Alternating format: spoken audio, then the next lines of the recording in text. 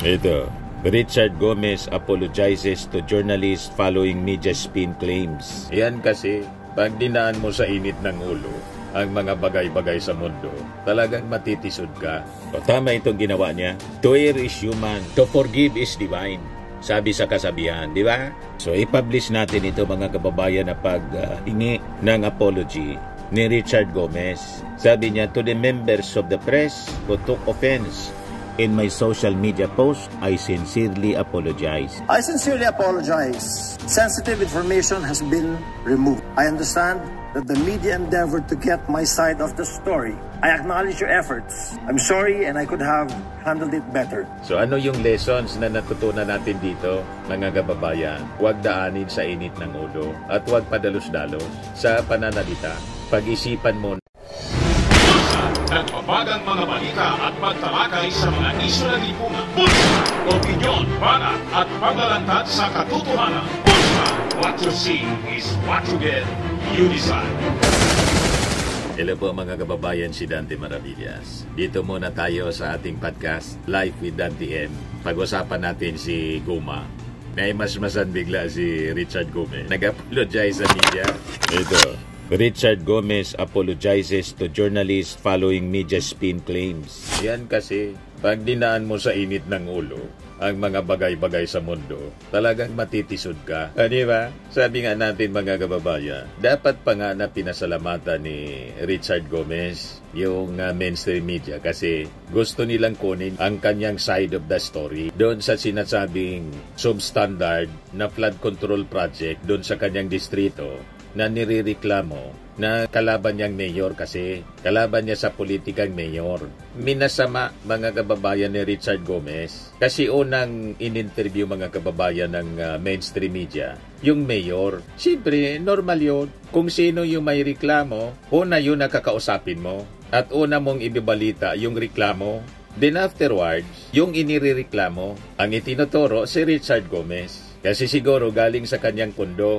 Ngayon, nang kinukuha yung kanyang side, sabay-sabay kasi na tumawag yung mga taga-media, mga reporters mula sa iba-ibang mga news organizations. Inisip ni Richard Gomez, mga kababayan, pinagkakaisahan siya. Hindi na niya naisip na kaya siya tinatawagan para kunin yung kanyang side. Kasi gusto ng mainstream media na maging balance and fair yung presentation ng balita. Biglang bumanat si Guma. Media spinan niya, magkano? Mga kababayan, nabas tuloy siya. Pati yung kanyang mga kasama sa Congress, hindi nagustuhan yung naging behavior ni Richard Gomez. At in-encourage pa ni Deputy Speaker Ronaldo Pono, yung mainstream media. Pwede niya kayo na mag-file ng ethics complaint sa Congress. Biglang tumiklop mga kababayan. Nakapag-isip-isip si Richard Gomez. Pero pinalipas muna yung ilang araw. Finally tumiklop. Alam niyang mali siya. Uminit kasi yung ulo. Pag mainit po yung ulo, magpalamig muna para hindi napapahama. Mga kababayan, kaya ako pag mainit ang ulo ko, naglalakad-lakad muna ako. Palamig. Baka makalampas sa mga pananalita. Yan ang dapat nating matutunan sa buhay. Dati, ang panahon na medyo bata-bata pa ako, emotional din ako. Pero ngayon, wala na po. We have to learn things, mga kababayan. Pag tayo ay tumatanda na, dapat matuto tayo sa buhay. Tama pa? O ngayon, naimasmasan si Guma. O, tama itong ginawa niya. To err is human, to forgive is divine.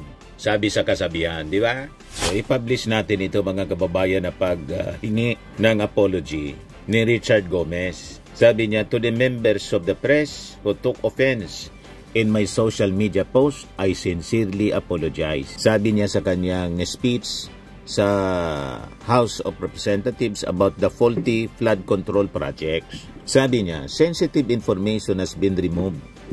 I understand that the media endeavors to get my side of the story. I acknowledge your efforts. I'm sorry and I could have handled it better. Napakalinaw yung mga message sa kanya. Nabasa ninyo yon? Yung binasa natin dito na post ni Richard Gomez, magalang yung approach ng mga reporters. Tinatawag siyang sir. pasensya na niya sa istorbo. Pwede ba niya na ma-interview kayo? Ganon yung mga pananalita ng mga reporters. Sabay-sabay lang. Na-overwhelm siguro si Richard Gomez. Bigla niyang naisip, bakit ito sabay-sabay? Sabay-sabay, siyempre. Yan ang ugali ng mga reporters. Pag may pumutok na balita, ang follow-up niyan, sabay-sabay. Alangan man yung ibang reporters, maisip, next week, iskupa niya. Ang unang makakuha ng balita, yun ang bida. There is competition in media. E nakita ninyo yung mga reporters, nagsisiksikan sila. At ang kukulit, iskupan yan kasi. Importante sa balita, presko, first hand, presko, at mabilis. Pag naunahan ka na ng ibang mga reporters sa pag-deliver ng mga balita, wala na, bahaw. Yung news organization mo, hindi magugusto ng balita bahaw. Kaya nga balita, dapat mainit-init pa, parang hot pandesal.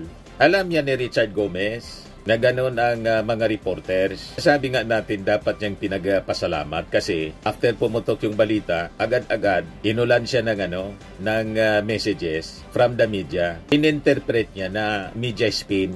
At ininterpret niya kasi yung naglabas ng balita, yung mayor, kalaban niya sa politika. Iniisip niya, binayaran yung media para siraan siya. Wala man pong gano'n na intention siguro itong mga nasa mainstream media. Kasi kung may intention po, sabi nga natin, nasiraan siya ng mainstream media. Di sana, ang pinagsalita ng mainstream media po, yung mayor ng Matag-Ob Leyte na siguro galit siya doon. Hindi na sana nag-attempt pa, mga kababayan, yung mga reporters na kunan siya ng reaksyon. The fact na kinukunan ka ng reaksyon, ang dapat response ng isang politiko. Maraming salamat sa inyo, mga reporters, kasi binibigyan ninyo ako ng pagkakataon na maihag din yung aking side. Yang flood control project na yan, tama, galing yan sa pondo ng aking pork barrel, kung mayroon. Kung galing doon, hindi pa man yan natatapos. O ngayon, nagiba, hindi pa tapos, giba na. Ipapatawag ko yung kontraktor kung ano nangyari. Baka nagiba kasi substandard yung kanyang pakagawa. Hindi pa man yan na ito-turn over ng gobyerno sa local government, national government to funded. May obligasyon yung kontraktor na ayusin. Ganun sana. Di ba? Uminit yung ulo, mga kababayan ni Richard Gomez, nalata tuloy. Ngayon, after several days, binakbakan ng media. Pagkatapos, hindi nakakuha ng support mula sa kanyang mga kasama sa Congress. Inadvisean pa ni Congressman Puno ng mga taga-media na magreklamo sa Ethics Committee. Tumiklop si Guma. O, di ba? Kasi sa init ng ulo niya, pati yung mga contact numbers, telephone numbers, pinablish niya, mga kababayan. So, violation ng Data Privacy Act kasi nilalagay niya sa peligro yung mga reporters na ang intention man lang po, kunin yung side niya. Pabor sa kanya kasi kinukuha yung side niya. Pero, binakbakan pa rin po, mga kababayan, ni Richard Gomez, yung kanyang kalaban na mayor, si Matag-Ob Leyte Mayor Bernie Tacoy. Inakusan niya, mga kababayan, ng sensationalization. Sensationalizing niya false information to the media. Mayor Tacoy previously alleged that the Matag-Ob flood control project failed because it was built with substandard materials and that Gomez gave limited support to their locality amid recurring floods. Ito po yung flood control project na nagiba. Talagang malinaw na substandard po. Tingnan naman po ninyo, ang nipis. Medyo makapal ng konti, mga kababayan, sa karton. Ang nipis, mga kababayan, ng simento. Makapal ng konti sa karton. Ang makapal siguro yung bulsa at ang muka ng nagpagawa niya. Kawan niya, Mr. Maravillas, baka madamay ka dyan. Madamay ka sa galit ni Guma. Kitang-kita, mga kababayan, ang kita. Ano ba? Papagawa ka na ganyan. Napaka-nipis. Kita ninyo, napakalaking ilog. Pagkatapos, ganyan yung flood control.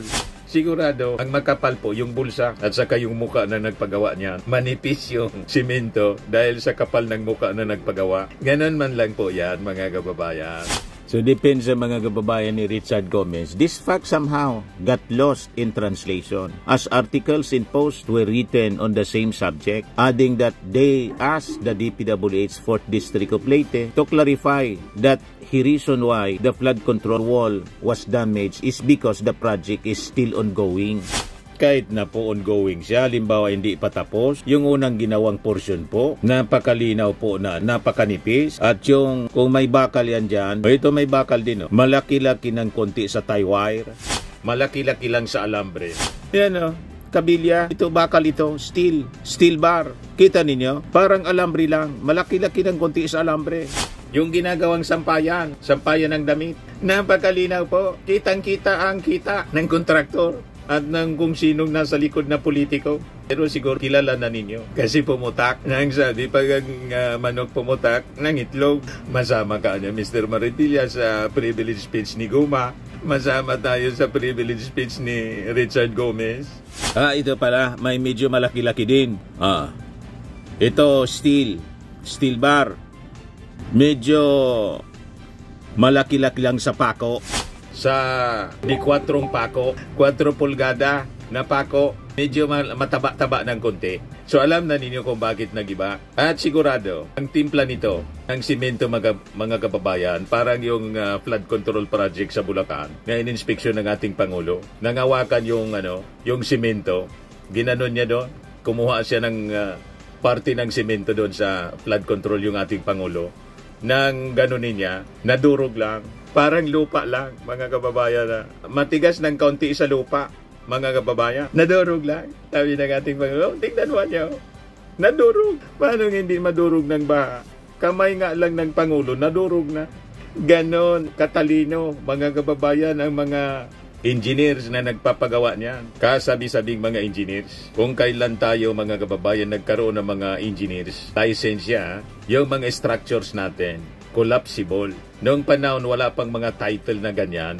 Panahon ng mga paraon sa Egypt hanggang ngayon, nakita ninyo mga structures sa Egypt, ancient structures, tulad ng tawag dito, pyramid. Lumipas na yung 7,000 years, nakatayo pa. Dumaan na yung lahat ng dilubyo, pero nakatayo pa yung mga estruktura. Wala pang engineers noon. Nang magka-engineer po, nasira yung mga kalsada.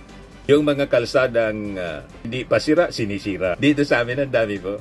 Sa National Highway, hindi pa sira, sinisira. Para i-implement yung proyekto. Ganon ang kalakalan ng mga kababayan sa Departamento ng Pagnanakaw ng Walang Hanggan, DPWH. Yan depensa ni Guma, mga kababayan. Hindi pa po tapos. Nagsimula ang proyekto in February of this year at matatapos pa lang sa Nobyembre. Katatapos pa lang po ng kalagitnaan ng paggawa ng flood control na yan. And I will explain later why this is very critical, sabi ni Gomez. Gomez also added that Tacoy's claims that the LGU was not consulted are very misleading. Ito yung post, mga kababayan, ni Richard Gomez noong August 28. Mal din itong media spin na ginagawa nila against me. Look at the similarities of the different SOCMEDs and agencies asking questions. Alam na alam mong mirong nagkukumpas. Alam na alam mong ginastusan. Ayos gastos pa more, mga ungas. Yan mga ganyang pananalita, influensya ng mga Duterte, mga ganyang uri ng pananalita, mga ungas. Tapos ang tawag sa iyo, honorable. Baka ki-horror. Di ba po? Anyway, pakinggan natin yung side. Yung speech, mga kababayan, ni Richard Gomez. Yan po. To the members of the press who took offense in my social media post, I sincerely apologize. Sensitive information has been removed. I understand that the media endeavored to get my side of the story. I acknowledge your efforts. I'm sorry and I could have handled it better. Yes, sabi ng mga nag-react. Sabi ni Ramon Paulo Pistanio, lumaki ng ulo ni Gomez. Noong pandemic, magandang i-emplo. Pero sa kabila pala nito, may lihim pala na ugali. Sabi ni Sals, kumita din ito, malamang, sa sobrang yaman na ni Lucy dapat huwag mo nang pakialaman ang pundo ng flood control. Sabi ni Joey, Richard Gomez na booking, nag-post, napahiya, nagbura ng screenshot. Ito yung screenshots niya. Pinamak yung mga reporters po. Sabi ni Ray Pedrosa, intonation, inflection, even posturing is everything. You are an actor. You should know this. Sabi ni Mana Lusing, sorry, accepted, pero nakita na ang totoong kulay mo. Sabi ni Yaming Ador, galit ka kasi agad eh. Tinatanong ka lang kung ano masasabi mo or ano side mo. Mukha tuloy guilty. Yun nga po. Sabi ni Sabilia Dueñas Agapito, paano yung mga confidential na post mo? Paano kung nasib na ng mga kawatan? Huwag po kasi padalos-dalos. Keep your anger. You are a servant to our people of the Philippines. Sabi ni John Sniper, papres-pres ka pa. Sabi ni Buddy Chavez, natuto lang ng English. Akala mo kung sino na? Sabi ni Mylene Grace Uraca, masyadong halata. Ba't mo kasi Gigos Project? Sabi ni Ryan Montero, di naman yata yan nakapag-aral. Tapos nagalit pa yan noon dahil di binuksan yung bus lane tuwing traffic. Masyadong entitled at dapat isa rin ito sa imbestigahan sa mga flood control projects. Sabi ni Marvel, kawawang Pilipinas. Sabi ni Ruben Gowns, nakailang sorry na to mula nakaupo. Dinas pa rin po. Hindi kumbinsido yung ating mga netizens sa naging pahayag ni Guma. So ano yung lessons na natutunan natin dito, mga kababayan? Huwag daanin sa init ng ulo at huwag padalos-dalos sa pananalita. Pag-isipan muna. Pag mainit ang ulo, magpalamig muna, maglakad-lakad, para pag bumuka yung bibig, kontrolado na po ang apoy. Di ba? Kasi pag hindi, pagsisisihan mo lang. Ito na nga po, nagsisi siya. Pero, ano pa, nabuking na. Yung totoong ugali, yung totoong kulay ni Guma, sumabog na sa buong mundo. Yata may itong sinabi ni Sok Enriquez, when emotions are high, intelligence is low. Sabi ni Annalyn, mukhang salapi din ang halimaw. Sabi ni Melvin Gregorio, walang sorry, kasuwa na yan. Sabi ni Joan, nauna kasi yabang. Sabi ni Vivi Igna, sa mga nakikita kong news about him, parang di siya gumagamit ng think before you speak.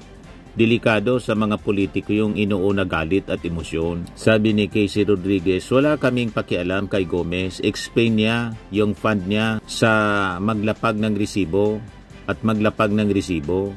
Sabi ni Arnold Carino, at least humingi siya ng sorry in public. Yun ang importante. Si Chis at Villanueva, nandyan na ang ebidensya, deny pa din. Sa totoo lang po, si Chis Escudero, inamin kahapon din ng mismong donor niya, si kontraktor Lawrence Lubiano. Ang pwedeng gawin ni Chis Escudero, mag-resign as Senate President. Mas maganda nga, mag-resign na siya bilang senador. Diba? Si violation po yon ng Omnibus Election Code. Ang hindi ko maintindihan din sa COMELEC na pwede silang motu proprio magsagawa ng investigasyon. Hindi pa din gumagalaw ngayon. Hanggang ngayon, sila din ang nagsabi, mga kababayan, na bawal. Violation ng Omnibus Election Code. Hindi pwede yung kontraktor po, ang ngongontrata sa gobyerno, nagpopondo ng eleksyon, mga kababayan, sa mga tumatakbo sa posisyon tulad congressman, senador. So inamin na po ni Chis Escudero, hindi pa nag-initiate ng investigation at filing of case laban po kay Chis Escudero.